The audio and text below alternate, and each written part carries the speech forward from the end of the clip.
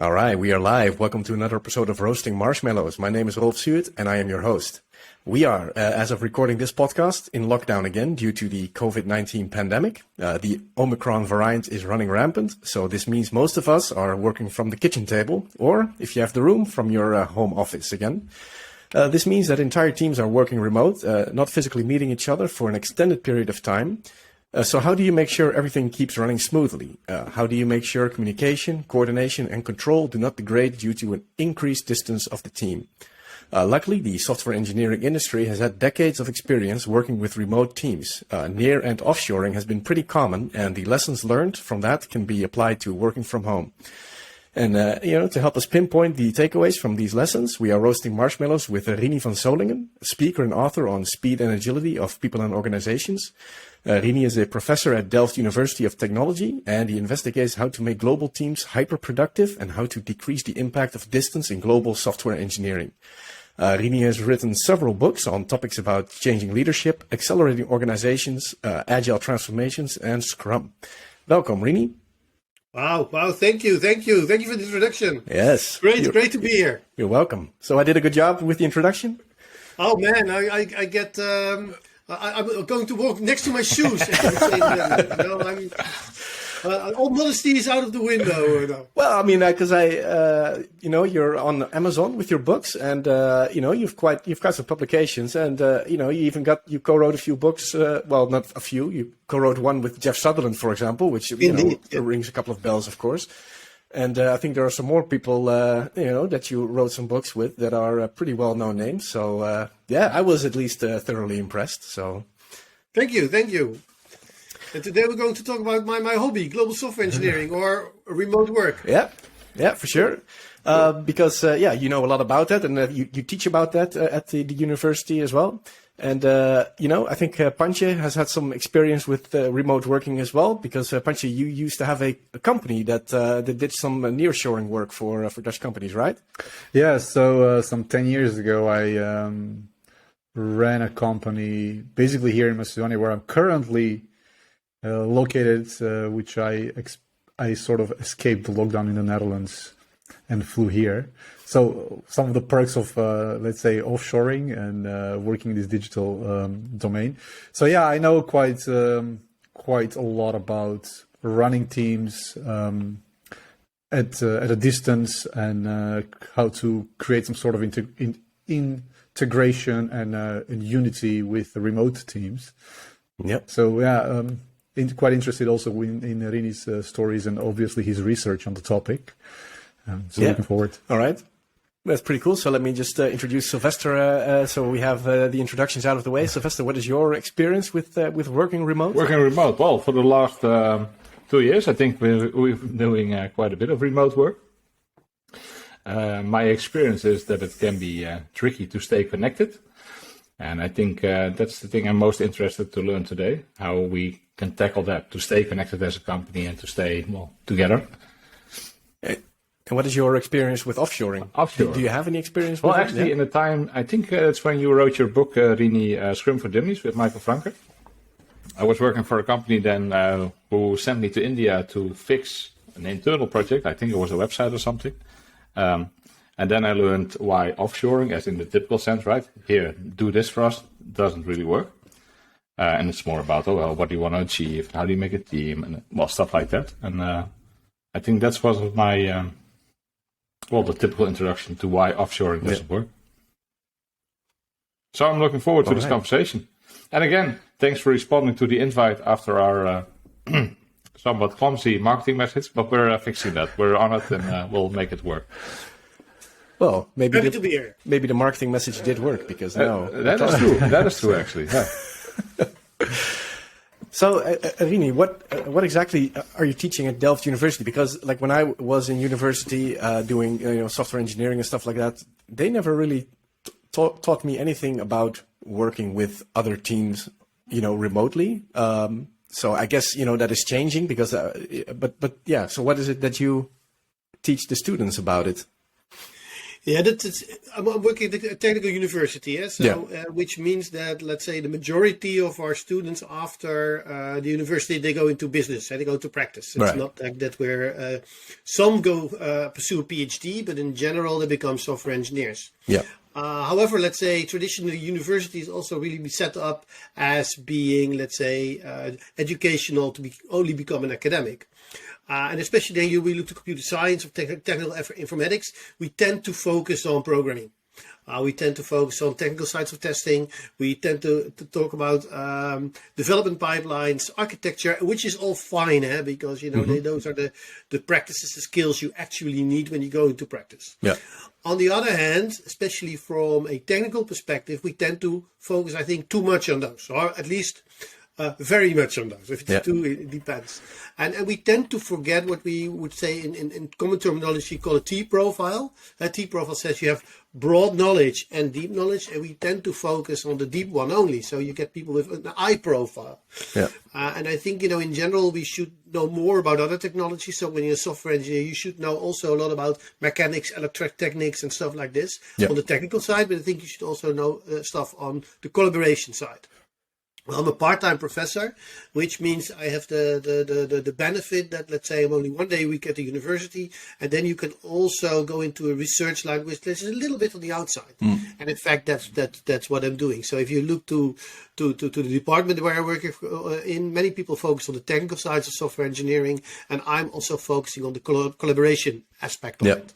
And when we started it off, we really focused, let's say, we focused on the distributed collaboration because it also involves technical challenges. But let's say, I think more than half of the success factors are non-technical when working remotely. Okay. And I run a course on that, so that's every quarter there's a course run remotely. It already was a couple of years because I thought, when you teach remote software engineering, the course should be remote as well. And which made, when the pandemic came, I had some extra efforts. But let's say 90% of the work was already done. So now we're teaching it remote, and the students can collaborate remotely in a remote software engineering class. Cool. And so did you notice that there's a lot more demand for a class like this in the last 2 years?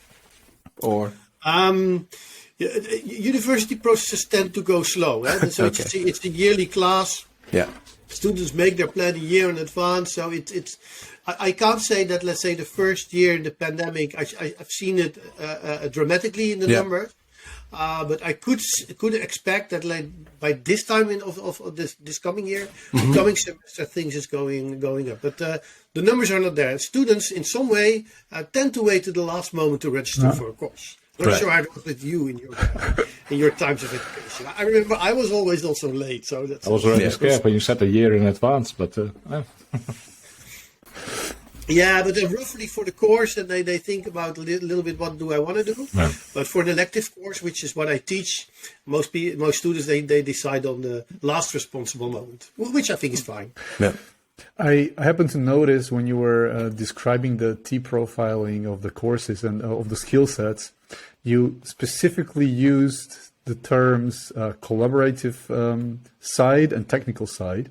And normally in industry, you would hear like soft skills and hard skills. And I'm pretty sure that your choice of words is deliberate. Yeah, and the reason is that I like to use words in general which do not qualify or disqualify. And in hard skills and soft skills, it depends on the language. So it depends on the context.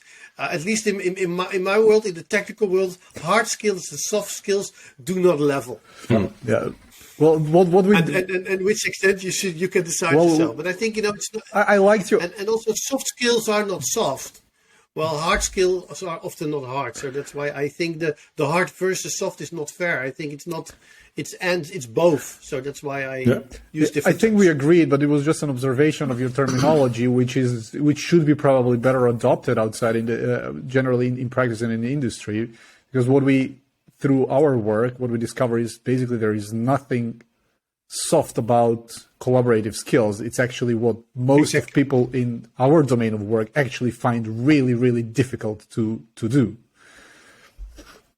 Yeah, and also it has something like hard is strong, is durable, while soft is weak. And I think, in the hard and the soft there is a qualification, disqualification. So, and I think it's not about hard and soft. It's technical and it's collaboration. I think both are very important. Like in your brain, also the emotion and the intuition are just as important as the rationalization and the thinking. The right and left have a purpose, and they need to work together.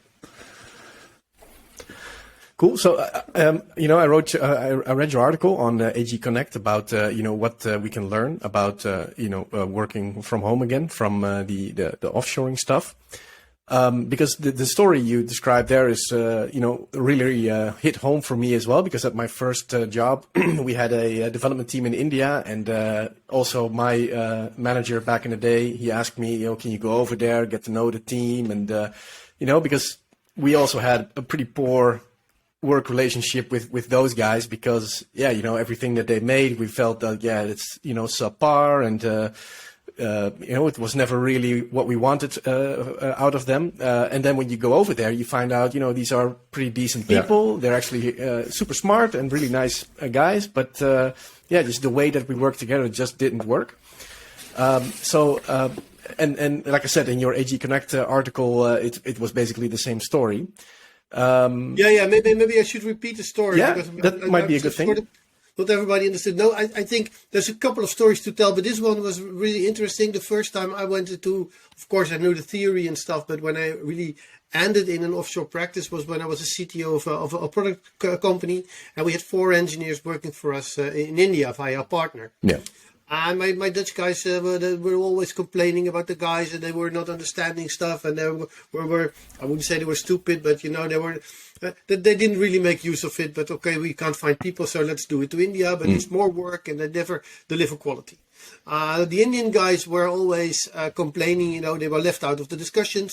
They were given orders when they had alternative solutions, which were much faster and better. The discussion was already made. So, and every 6 months, we would try to visit it, but then we invited one of the engineers to come and stay over for a longer period. And let's hypothetically call the engineer in question Anand.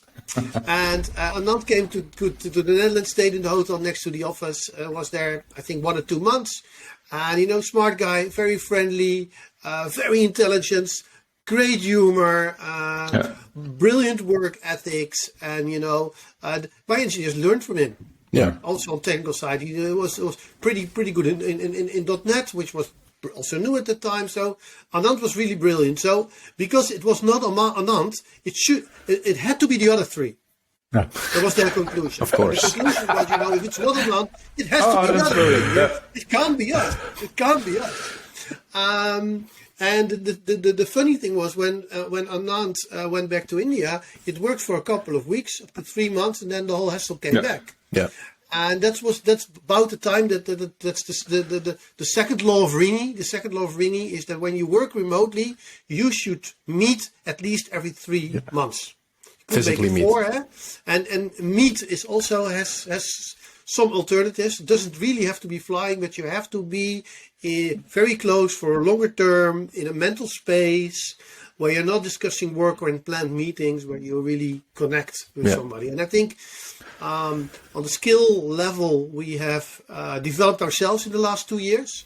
And also the technology side stuff have happened, which, let's say, have changed things. But maybe we can later come to that, because distance, I think, is a perception. And you can manage it. So that's the second law. The first law of Rini, by the way, is that a team is not a team until they have been drunk together, communicated. And for the non, you can also get drunk from tea. Yeah? It's not about the alcohol. It's just you have to sit in late, talk about anything, have fun, sing songs and stuff like this before you come out. So that was the interesting part of the story.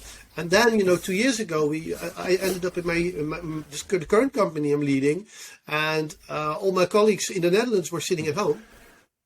And we saw after 3 to 4 months the same shit happening again. But then the other way around. My language, the beep happening again, and the same stuff we saw over there. And then we realized ourselves is that when you bring distance into a collaborative relationship, then you start to involve the 3 C's that you just also so introduced. Yeah. And in fact, we having the same offshore problems that we had before, but now we're offshoring to the kitchen table. So what was your strategy to tackling now this sort of local offshoring to the kitchen table? There's a couple of things, of course. The first thing is it starts with acceptation. And that was also the story what we had with Anand and India. It started with acceptation and to realize, it's not them, it's you. Apparently, we've organized it in a way where this could happen. So that's also the good news for any leader who sees problems happening in his environment and doesn't need to be a manager. Everybody's a leader, but any leader who's in an environment who realizes that it's suboptimal always can come directly to the conclusion, so that's me. Yeah. And the funny thing is, when you start to realize it's you yourself, you can deal with it much easier than when coming to the conclusion that it's not you, it's them, because you can't change them, and then you accept the only thing you can address is yourself. Anyway. Sorry, what you say, Pachi? The only thing you can actually address is yourself, if you're actually willing to address anything. How you look at it, when you accept it or something. That's one thing.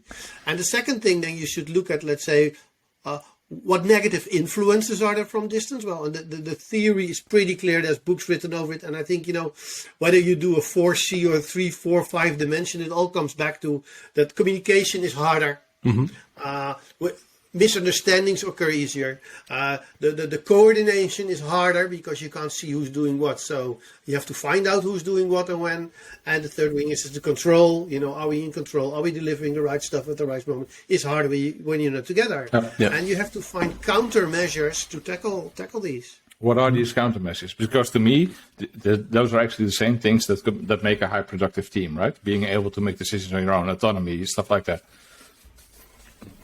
Yeah, so there's a couple of things you can do. So if communication happens unorganized or ad hoc, that's fine, and you start to introduce distance, the ad hoc goes away, so you need to plan it in. I can't make it prettier than it is. So you have to plan in also non-planned communication. So you have to plan it in. So which means, let's say, if you're in an organization, by the way, who does a daily, try to at least do a double daily. Yeah. So stuff like this. Try to work together with the camera open. Yeah. So not just use it for a meeting, but start the day with open. One of my favorites at the moment, and we're talking now, what's it, Sylvester afternoon 2021. What I like is the Meebo, the getmeebo.com, which is, they have the town hall, the Meebo town hall, which is even a professional environment where you have breakout sessions where you can collaborate, and it mimics co-location. It's not, but it's way better than Teams or Zoom with just a video conferencing. You can walk up to somebody, you can sit together, share screen.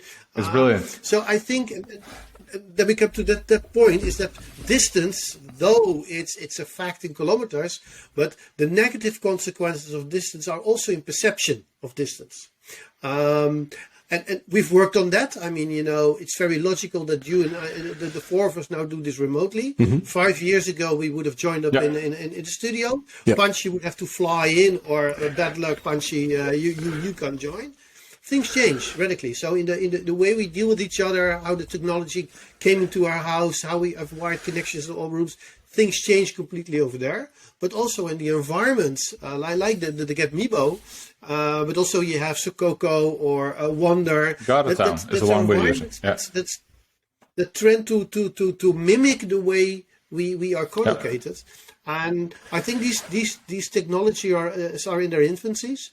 And I think, in time this will change.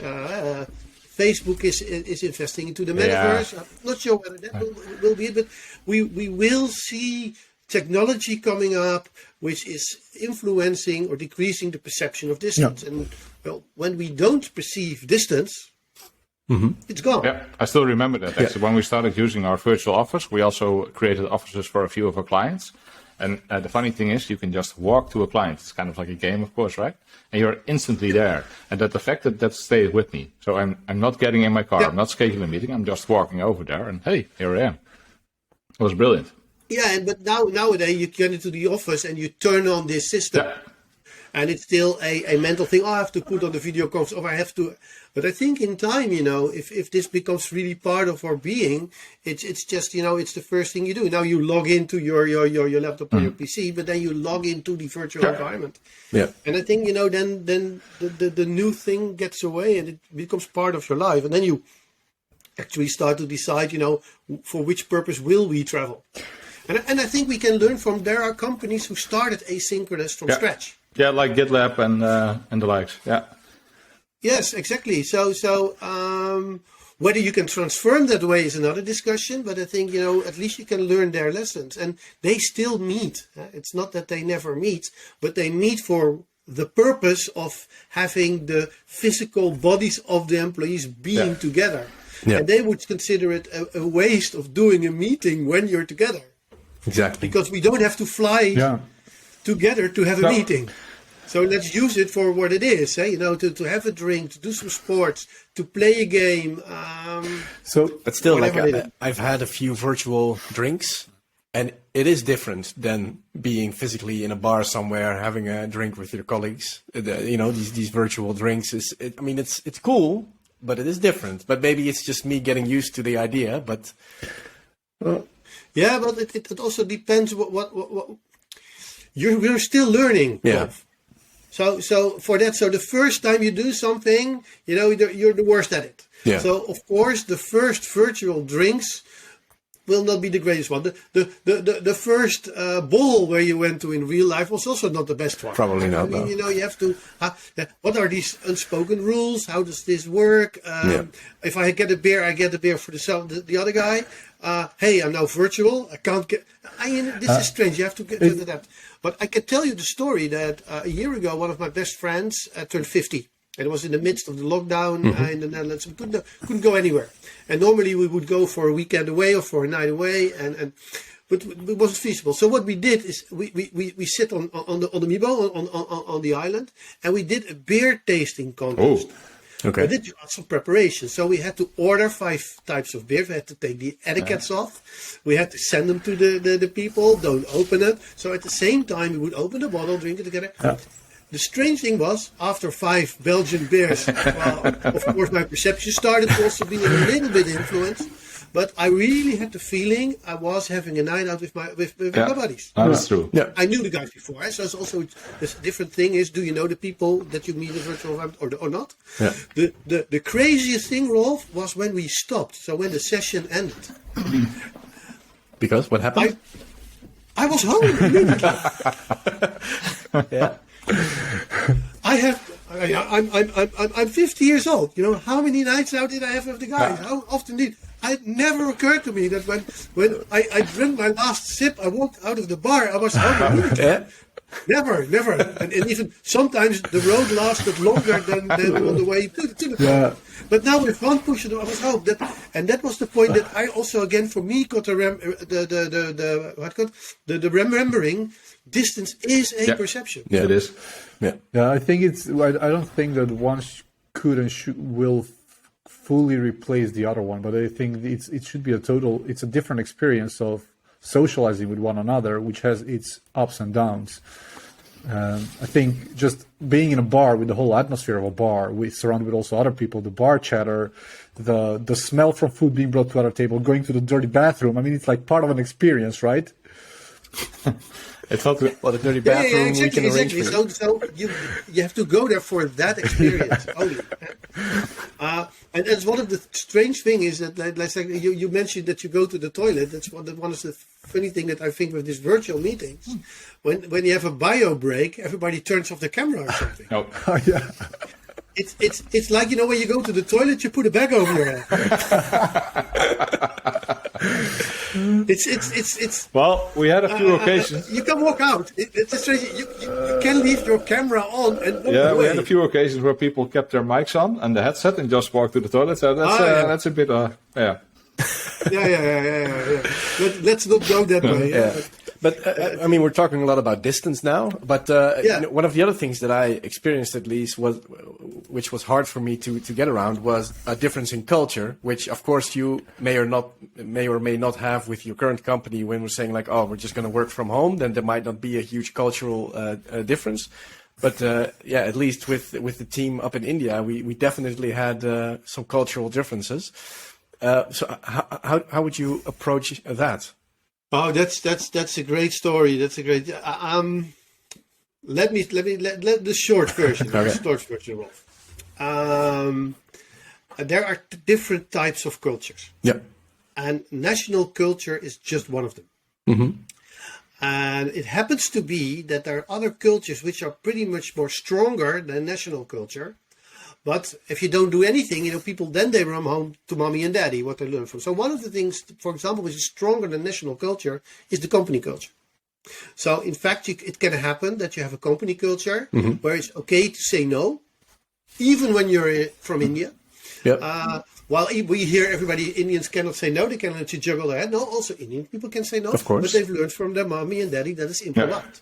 So if you have a company culture where it's okay to say no, and people, you help them with that, you train them, it's pretty okay. Yeah. And it's not that when they then come home to their father and mother, then they say also no to them. No, because they can context switch. Of course. So in the one context, no is not an answer. In the other one, it is. Yeah. But even more stronger than company culture is the professional culture. And professional culture means the culture of your profession. Yeah. Like you don't ship untested software as a software engineer. Even though your company says it's okay to do, then you'd rather quit, call in sick, work the whole night to test it because it's against my professional ethics to ship untested software. Yeah, but that also takes some time for most engineers to come to that realization that that's okay. Exactly so. And I go to the fourth one, but now you already explained to yourself that cultures can be changed. Of course. Yeah, okay. Yeah. And the most dominant culture is team culture. So that's why it can happen that within a team, they ship untested software. Yeah.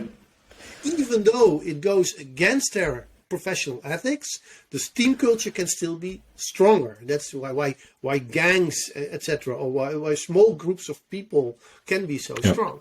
So the fact that you get confronted in a situation where it doesn't run, it's you, so it cannot be culture. So the first thing, it's their culture, is already, it's not me. So that's be careful about that. But it also means that apparently there was no clear team culture. You hadn't worked on it. There were no team values. There were no agreements or working principles. It was not established in the professional culture. It was not established in the company culture. Yeah, then you sometimes experience national culture. But the main reason for me is I always try to say culture doesn't matter, because you don't work. I'm not having this recording today with a Serbian person with a Serbian culture. I'm talking with Panchi. Yeah. Panchi is a great I'm Macedonian, guy. Not Serbian. I'm sorry, just for the record. Oh no, make That's like. Did I listen? Hey, let's not go there. What did you? I'm sorry, Panchi. Record. You're not in that. Where are you? I'm in Macedonia. I'm Macedonian. Macedonia. Oh my! You can call me German from now on, Panchi. You can sell them from Germany now. I need to think of. I need to think of worse than that. I mean, like calling you German is not that bad. Okay, let's go there. My sincere apologies. I didn't listen. But let's say, in a way, I'm not talking to a Macedonian person. I'm talking to Panchi. And Panchi is not of the Macedonian culture. Yes, of course, he may cook great Macedonian food, and he might love Macedonian music. And there are brilliant Macedonian museums to go to. But to generalize Panchi to the Macedonian culture would be an insult. Yeah, I agree. I mean, it's for every person. Like, we all belong to different cultural groups. In the same time, we belong into, hundreds of different cultural groups, and that is actually what creates essentially a unique person. Exactly, and that's why I say I work with Anand. Yes. Or I work with Panchi, or I work with Sylvester, or with Rolf, or with all other guys. And I think as soon as I let it into me that when things go wrong or not the way I want, or there is some friction or whatever, that is due to their national culture, Yeah, it's a poor excuse. That's me. Yeah. Well, you, Yeah. And by the way, there's 1.2 billion people in India. right. I mean, how can it be that we generalize them to the same kind of behavior or traditions? I mean, I'm from the Netherlands, where we have 16 million and even or 17 million, and even people from Groningen versus people from Brabant or Limburg versus. I mean, this prejudice everywhere. So I think, to me, I think culture is the ideal scapegoat Yeah. for everything that goes wrong on your own side. Exactly what you say when you fail to practice acceptance. Yeah. Yeah. And it's a good point. She says that we also experienced that in the past 2 years, while there are unspoken traditions or unspoken rules or how we behave in meetings. We've moved these meetings to a virtual environment, the team meetings, and then you saw totally different behavior. Mm-hmm. You saw people answering phones in the midst of a meeting. Have you ever been into a physical meeting where somebody had the guts to pick up his phone and answer it? No, of course not. We have experienced in the past 2 years that people that needed to go to a toilet break in the midst of the meeting, they didn't say anything and they went off. Or they went to the door to pick up a package or something. And that's not because of the people or the culture of the person. It's not because we did not make new agreements. Right. So you have to realize this, is that you say, now we are in a new setting which resembles the old one.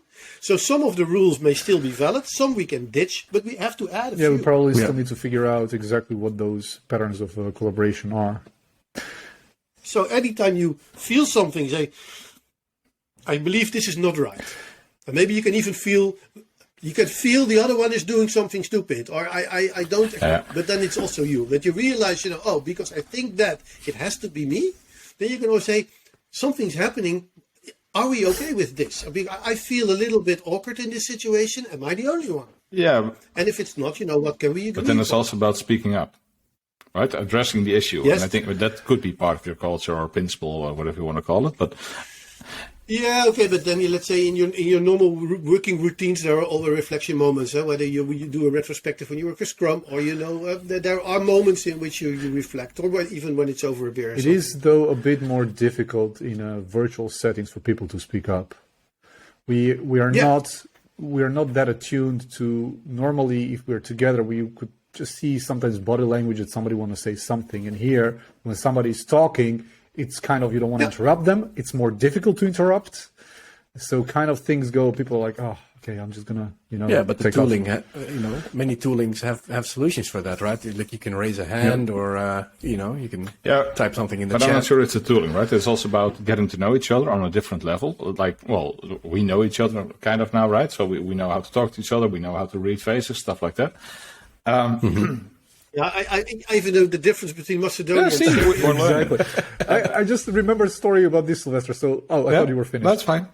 Because I joined Four Scouts about a year and 2 months ago, or something like that. And after a couple of months, you both guys told me, why would you just walk away from a meeting? And we were even co-located in real life, yeah. In real life. And then we figured out, like, I was not being upset or anything. For me, we're just like, we conquered most of the things about the meeting that we were supposed to talk, like the points. Then conversation went completely like off track onto something. I was like, all right. Well, for you it did, right? We were just sitting there having a meeting, and you just see Pansis getting up and walking away, and we're like, what happened here? But anyway, it's a Macedonian thing, yeah. I guess. Okay, I like it. No, it's not. It really isn't. But we addressed it. We talked about it. And, established some kind of shared value there. Yeah, so let's say for culture, and also in my discipline, there's pretty some research done on it, and of course it's good to know each other's culture. It's good to dive into it, so because there's better understanding why people behave if you understand a little bit about the background and their common norms and values, which is okay. Culture is great because that's why we travel. That's why we go to other places to eat other food, hear different music, have different religions around, different symbols, colors, and stuff. So culture is fun. So I always it made short circuit in my head, that culture could be a problem. It's probably something else. Yeah. And one of the things that I've noticed in my life, and maybe Panchi can confirm that from his experience of nearshoring, is that we learn when we work remote. So with companies that started to work with India, for example, they make all the mistakes they can make. And then they say, well, to stop with this doesn't work for us. And then a couple of years later, they said, now we still shortage of people. Let's not go to India because it didn't work for us. Let's go nearshore. And it's, nearshore is much better. These guys are much more intelligent and they speak better English. And, it works much better. But I've also seen the other way. I've seen people that started off with nearshore because their colleagues were so enthusiastic, didn't work for them because they did everything wrong they could do wrong. Then they go for offshore to India and say, this is much more better with the people in India because we have advantage of time zones, this and that. It's not in them. It's not in whether it's the people nearshore or offshore. It's in you. It's the way you organize offshore. And it's because of the distance, it's harder. So you need to work with shorter iterations. You have to manage more. You need more. And if you put that in place, you have the benefits. And of course the negative impacts of distance because they don't go away. But it's not whether it's nearshore or offshore. It's how you organize. How you collaborate. I think that you were spot on, right, when you started. This is about collaboration. How do you work together? Is it one team or is it two teams in separate countries? Yeah. So to me, in the beginning when we started, it was obviously for a lot of people who were in the Netherlands, based in the Netherlands, this was just a new way of working, and not everybody was really willing to adapt to this new way of working. So they took quite a while for people to adjust to basically, new forms of communication, new forms of new tooling to some extent. And that takes time. And I think, what did you say? It was Rini's law number 2, meeting face to face and getting drunk together. That helps immensely. Yeah, that's rule number 1. Drunk is the rule number 1. Oh, that was the rule number 1. Yeah. And, meeting. Rule number 2 is to meet people often was the rule number 2. Yeah. So then we did this, and then the team that I ran grew over a period of couple of years. Then it was even more needed. So then we actually discovered the fact, okay, if we do meetings, so at some point we were able to either people from Netherlands come to Macedonia or people from Macedonia come to Netherlands every 2 months. And that was it was so great. And you see the bondage in teams, people were ordering between the teams, he's going to bring me this and he's going to bring me that. And it's it was this camaraderie and people were bonding on a completely different level. Yeah. You probably you don't see the bonding between the teams itself, but between the individuals. But teams, I've always been thinking, you don't make relationship between companies or between teams. You make relationship with people. And that's what it is. And I don't, we have this perception of, we work great with this company. It's sorry, the moment the people that you have worked with in the past are changed, that is gone. I had that triggers me another question. It's part of the research that I've done with a colleague of mine, Daria, and it's in the university. The research where we investigating the cost factors of offshoring. So we were looking, what determines the rock bottom price. Yeah. And we did a broad investigation, and we started off, of course, it should be salaries or something. But it wasn't. There were 2 major factors determining the rock bottom cost of offshore. Can you do what a guess? What do you mean a rock bottom cost of? What does it mean? Because in the end, offshoring costs you 100,000 per employee, or 1 million per employee, or 10 euro per employee on a yearly basis. But what are the factors that influence this rock bottom cost? Communication. Figure? We thought it was salary, but it wasn't. Communication. I think it would be appreciation to some extent, showing appreciation to people. Rolf, I think, what do you think? the amount of missed deadlines, the work taking a lot longer than anticipated. Could be but we really looked at the engineering level, so we did not look at the output of their work. Right. So that you also put in that to the equation. Now the surprise to us was it was not in the hourly rates, it was not on the travel cost or something. The two most dominant factors were attrition and learning curves. So attrition means how long does somebody stay? Yeah. Okay. And the second one, how long does it take before you can fully work for the customer in the product that you're working in? And especially the combination of the two, so a long learning curve, making, let's say, you need at least 2 years because you're really considered 100% software engineer for this domain, and a high attrition were deadly. So that, let's say, and that was the interesting part, is that attrition itself, that's what I've learned at least, attrition itself is in many situations given. And maybe you can do a little bit about it, but there are countries, there are periods of time. We're currently again in one. We talk about the war on talent or the big quit at the moment. But you can't work. You can do something about attrition, but it's limited. But you can do something as a company on your learning curve.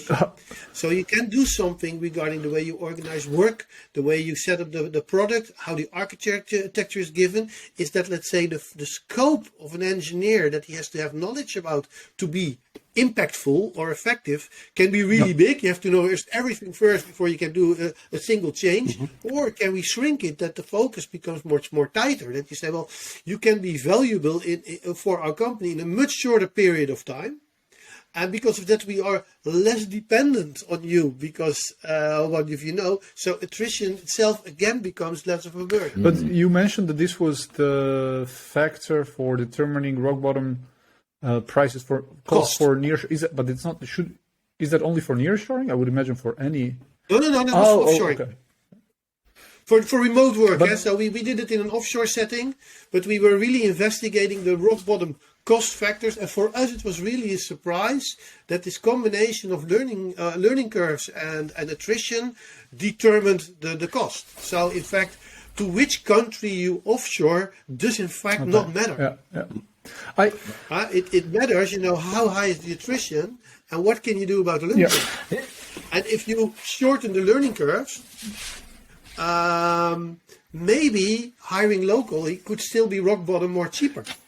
Yeah. If there's no attrition. Is that the only way to tackle this? You mentioned it briefly, but I actually believe that you need to involve people, right? No matter where they are, and if they kind of believe in the product or they understand what they're building or thinking along, you will be able to motivate people, way better, to attract them, to keep them more part of this. That would also lower your costs, right? And I think that's you're absolutely right. Long-term connectivity and connection between people and the motivation. It's also true, but it was triggered by what Panchi said about the people and meeting each other and stuff like this.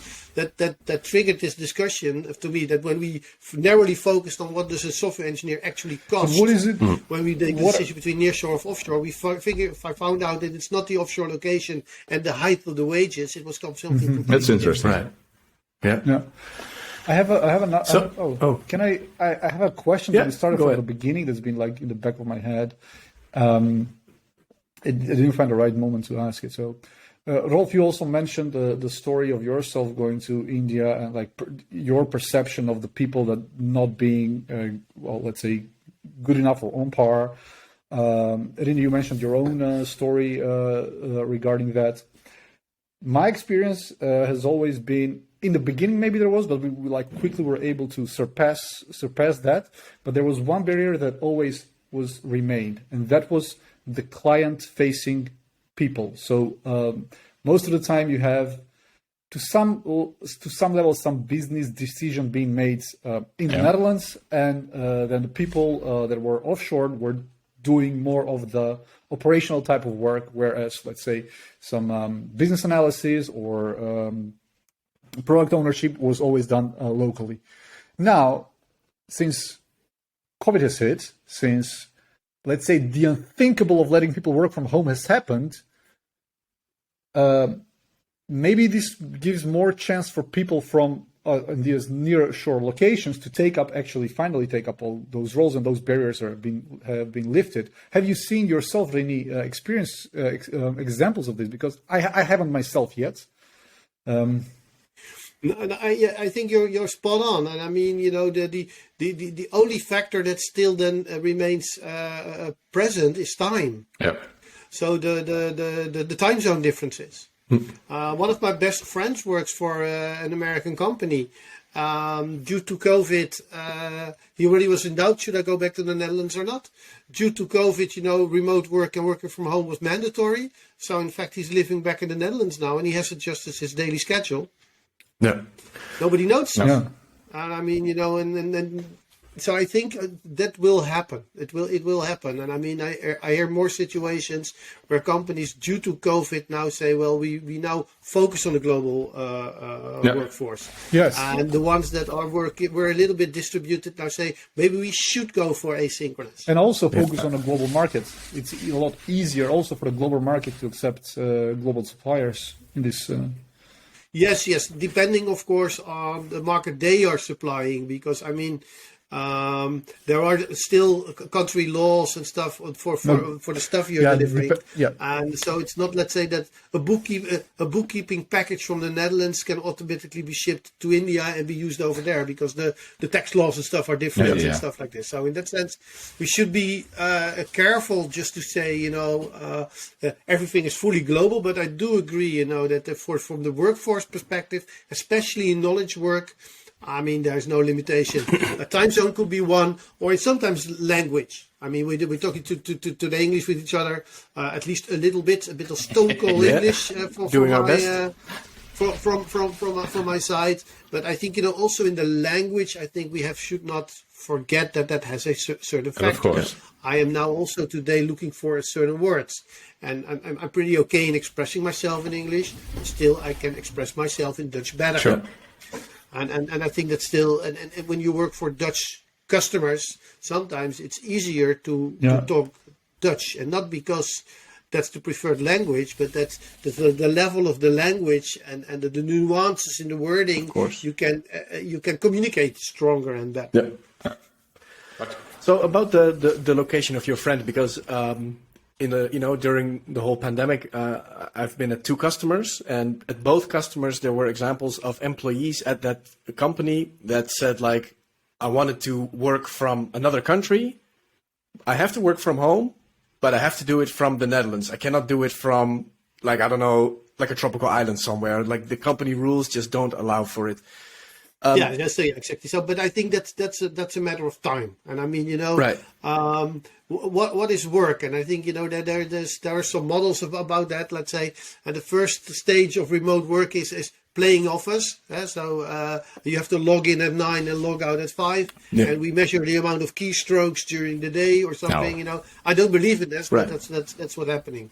So I think these rules of that have been made in the past probably had a meaning at the time, or had a necessity at the time. I'm not sure what it was. Maybe it was fear, or maybe it was some valid reason. I think this will change. Yeah, right. And I knew in the past year I've met with people, that were so fortunate enough to have a holiday house in Italy, and they said, I have to go in a lockdown anyway. Let's do a lockdown from India, from Italy, because the weather is better over there. And I think, lucky you, And I think that this will change. like Punchies now in Macedonia. Hey, you got it right. I'm learning, Punchies. We all are. Yeah. So I think, that's a matter of time. But also for this friend of mine, it took a while. So it was at the end of the first year, the company decided that this remote work is probably going to remain, and they changed the box. Right. But it also depends on the company, and it was changing already, of course, right? COVID accelerated this, but it was changing. And it depends on the type of work. True. Of course. I mean, because yes, we are talking from a software engineering perspective, from a knowledge work perspective, but of course there are also a lot of companies, that are still building physical products. Yeah.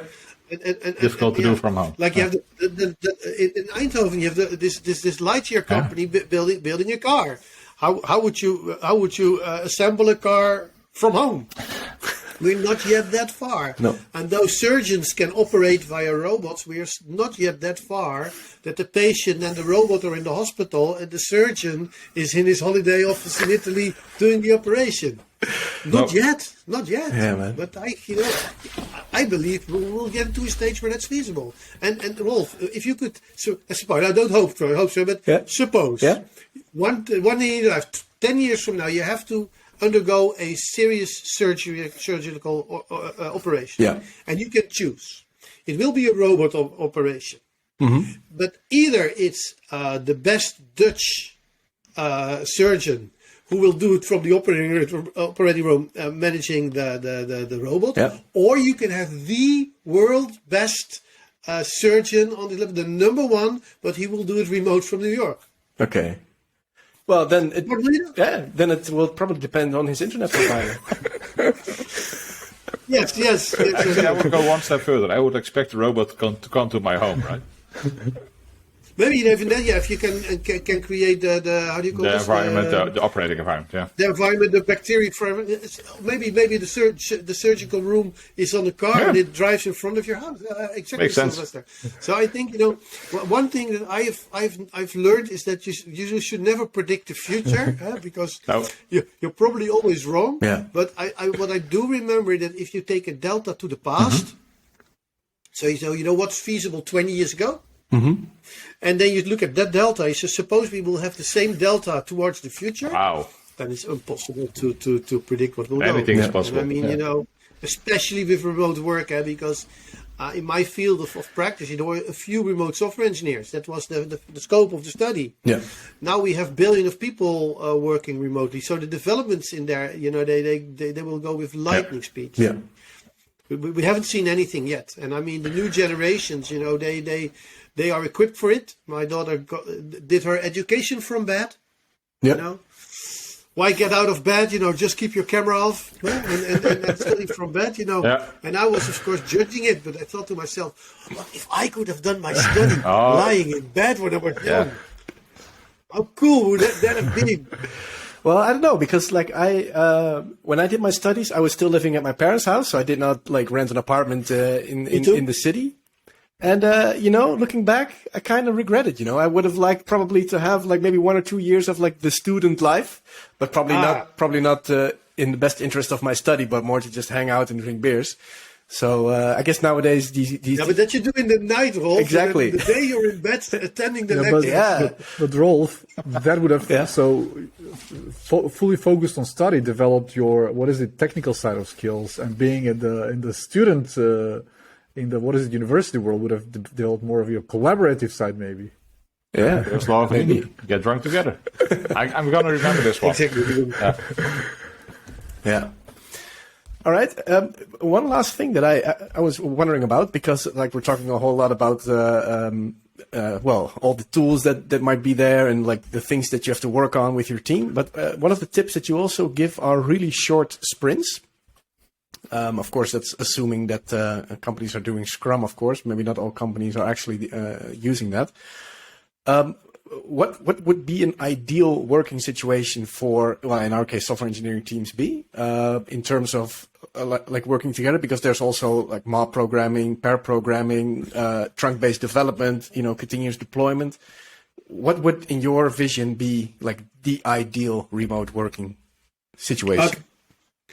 It's good that you start off with a sprint. The sprint is a Scrum term. Yeah. It's more about short iterations. Right. The thing is that when you introduce distance, and we talked about communication, when you introduce distance into communication, I mean, immediately you will cause more stringent or more evil misunderstandings. Right. And the thing that I realized myself after some thinking, you were smarter, you recognized it first, is that the misunderstanding is not a problem. Okay. It's the time between the cause of the misunderstanding, the recognition, and the fixing of it. Yeah. So, And that's what distance does. It makes the time between the discovery of the misunderstanding longer. Yeah.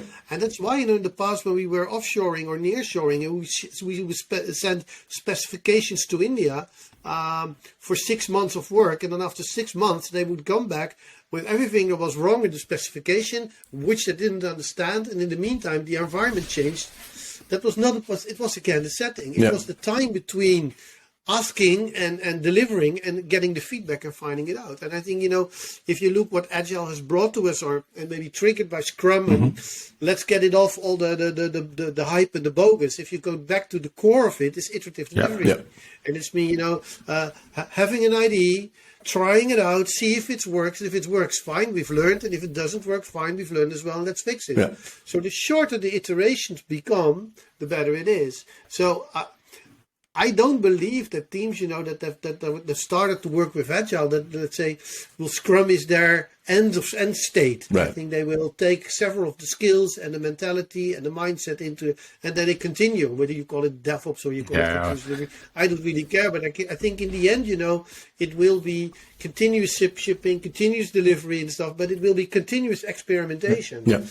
And I think that's where the starting point comes. Is that, let's say, that when I think I'm right, that's confidence that I'm right. But it has to be, together with it comes the obligation to test whether that's actually true in this specific setting. And I think, if you get in this stage, then it becomes shorter. Then let's say the situation determines what's the best iteration role. I don't believe you can set a perfect iteration length. Just as when you work for Scrum, you can't say the ideal sprint length is a month, or the ideal is 2 weeks or is a week. No. It depends on the setting. Yeah. The only thing I hope is that the time of the iteration is short enough that if you learn something, you still have enough time to fix that before the real problem gets to you. Yeah. So, but then shorter is always better. That would be the ideal sprint goal, right? Shorter. Yeah, shorter. And it's interesting that you now mention this, because I think, something, the first time I've heard this and people thought, I said, so we should deliver faster. And then when people say it has to be faster, then I hear working harder, overtime, and the moment in time where, somebody tried to explain this to me was when I met Ken Beck. And I think it's 8 years ago or something, I met Ken Beck, and he was saying to me, but ship faster. So I said, so we should ship more often. I said, no, it's not.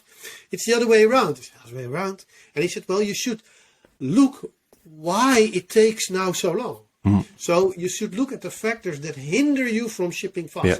So what are the things that make you slow? So what are the things that make you have an iteration length of a week? What hinders you to make an iteration length of a day? And then you get the stuff that makes you slow. So if you take away the stuff that makes you slow, then you'll get faster. You immediately get faster. I think this is brilliant, because this will also lead you to look at different aspects. How's the team working together? Who's getting our requirements? Why don't we do this stuff ourselves? And so what's holding you down? What's making you slow? And in the early days, we will call this blockage, or we call this impediments or something. But again, it's a disqualification. And even if we call another department an impediment, or you call a person an impediment, then things go wrong. But as soon as you start to look at it from a systemic perspective, and you look at what are the things that keeping us from shipping more often? What are the things that are making us slow? And the thing is, if you take something away, maybe that's a little bit of work, but you immediately get slower. Yeah. And I think the strange thing is, in normal life, we do this. If you're running and you want to run faster, you just lose 5 kilos. Yep. And then you run faster. It's not because you have to work harder. No, you have to work. You have to work less. To run faster, you need less energy.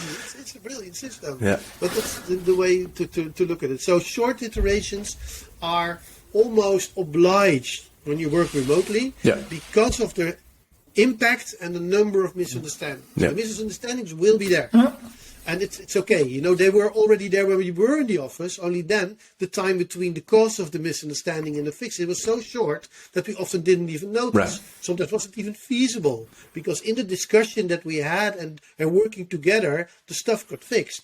Now, when we work remotely, it will be there. And you don't want to find out a month later that somebody misunderstood you, if you could have fixed it in a day, or maybe in an hour, maybe in a minute, or maybe in a second.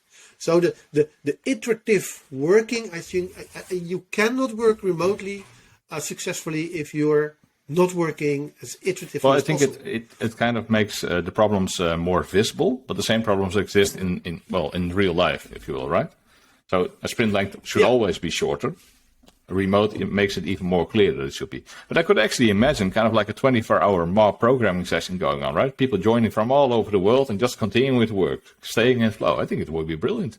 Kind of like a cool goal for next year. Yeah, no, why not? And I mean, and when you're coding away, time isn't there anyway. Makes sense. And if you're judged on the result and not on the effort, I mean, I think, and I think that's the future we will go towards. And I hope we're going to see this. Maybe it's the next generations. I'm not sure, but I think, there's so much to develop and to learn. This whole remote working, I mean, it's still in its infancies. I think we haven't seen 10% of what's feasible.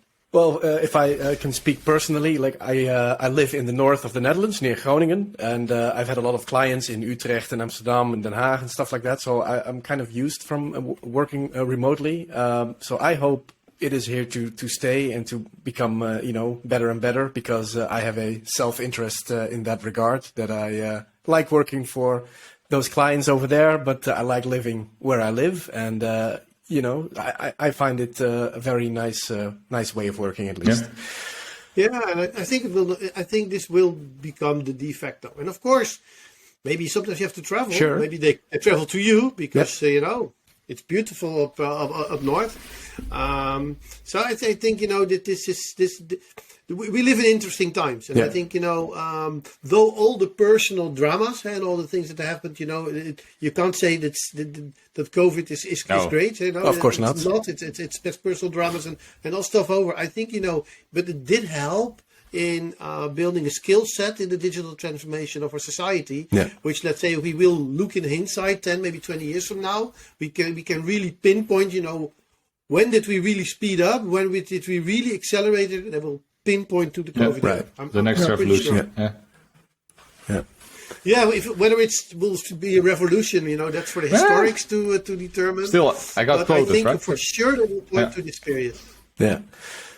Cool. All right. So, I think that's it for me. I don't know if you guys have any questions for Rini, or Rini, if you have any questions for us. Yeah, of course. I'm really interested because you have recorded more of these podcasts. Yeah. What was what was one of the questions that, let's say, in the preparation you wanted to ask? I mean, you didn't wonder, that was always a fun question to ask to a candidate or somebody who joins you. Like a fun question? Yeah, the most surprising answer you got. Most surprising answer. Oh, from other podcasts, you mean? Yeah. Is that what you meant, Rini? Yeah. Because we've been talking so content and so. And the thing is, we always have a few talking points before we start this conversation, right? But the conversation always goes everywhere. Okay, then I want to know what's your guilty pleasure, Sylvester, and what's your secret hobby that you want to talk about? Don't want to talk about, Rolf. Oh man! And what's your favorite song, Panchi, that you're a little bit ashamed of to tell us? So I can start. These are actually great questions to build up a team, right? Yeah. Get personal, get vulnerable. So I can answer a few of those, I guess. Like my guilty pleasure is I watch Temptation Island on Videoland. So that's one. And the hobby that I don't really talk about much, but I like painting miniatures. Like I play these board games with miniatures and I paint them. So it's kind of a geeky thing that I don't really talk about that with a lot of people. So yeah, man. So my guilty pleasure, then I'll go second, is find the worst country songs you can find and get in my car and play them way too loud and just blare along. That's kind of like fun. It's interesting. I mean, you have to sing. Yeah. Well, in the car, it's not really singing, so that's fine. But when you're alone in the car. Yeah. If my kids are in there, they immediately hit pause and it's done. No. Or my wife, actually. So, and hobbies, I think for me, Postcards is my hobby, right? It's kind of like, this is where it's a different kind of company, to me at least. So that, stays. Now, Panchi. The question was for embarrassing songs, and I cannot actually. I actually opened my Spotify to look at, but I think there is one. Actually, now it's a Serbian artist who is long passed away, but he's like this guy Tomas Drakovic, and he sang about like trashy, like hard loves, but then like it's really for some. You have to think about a trashy place where this type of songs are being sang, and I sometimes just love to listen to those songs, and so there is your connection with Serbia in the end. Okay, but it's not like say I own all the albums of the Carpenters or Oh something. no. I'm sorry. I've had Could be, one. yeah, could be, Okay, yeah, this could be great is music. embarrassing. When I was a bit younger, I had this record by East 17, which is like this boy band. Yeah. Now we're getting somewhere. I Yeah. remember. Yeah. And you knew the lyrics, and you could also do Obviously. the I mean, dance. obviously. Show us. Yeah. Okay. No. Yeah, now it's your turn, Rini. Yeah. Oh, my turn. Yeah, Oh, of course. what did I ask? Most embarrassing. Hobbies. Guilty pleasures in food or what Doesn't was matter. it? Yeah, guilty pleasure, whatever, yeah. Oh, guilty pleasure. I get guilty pleasure. I think are the chili cheese nuggets from Burger King. Ah, yeah. And sometimes when I'm on the road, I take a box of 20 and I all eat it. Yeah. So that's hobbies. To have strange hobbies. There's some strange hobbies. Not really, I believe. Yeah, I'm running a foundation with my wife called logeerplezier.nl, which organizes weekend stays and holidays for people with disabled children. Okay. So it's not a strange hobby, but it's how do you call this? Fulfilling? It's for the good hobby. Yeah. And songs, I there's only one song that to me, gets me in a strange party mode, and that's Schudden van Def Rhymes. I'm not sure you know Yeah, Punchy, Def but Rhymes. No, I don't. I know it's.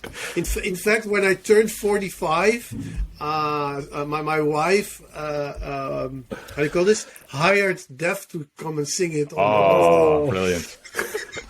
Was that Were you embarrassing, starstruck? or were you like exactly Star Trek? No, it's really fun. Really fun. In fact, I kept in touch. So once in a while, we're sending apps to each other. That's really So cool. it's a really fun. That's pretty cool. All right. So that wraps it up for today. Rini, I want to thank you very much for joining us. Thank you for having us. Thank you for the conversation, and good luck with the editing. Yeah. Well, we're not going to edit anything. It's going to just go Just as bam is. on Yes. YouTube for everyone to enjoy. Short delivery, Yeah. right? So we'll link. We'll add a link to your books and to your website to the description. Cool.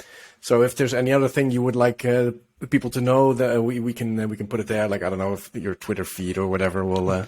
No, Foundation, maybe. Yeah. Yeah. We'll see. All right. Yeah. Oh, or the maybe foundation. some Yeah, links you could do that. some books or to a LinkedIn page Yeah. or whatever. It's not good. All right. I had a cool. blast. Sorry, I wanted to say that. I had a blast, Rini. It was fun talking to you. Yeah. Thank you. Yeah, and also I hope that all the audience, all the listeners and viewers in especially Macedonia and Serbia had a great time. Obviously. And I wish you all a good Sylvester night, guys. No fireworks in the Netherlands. Punchy, maybe you can do I something. am actually climbing a mountain tonight.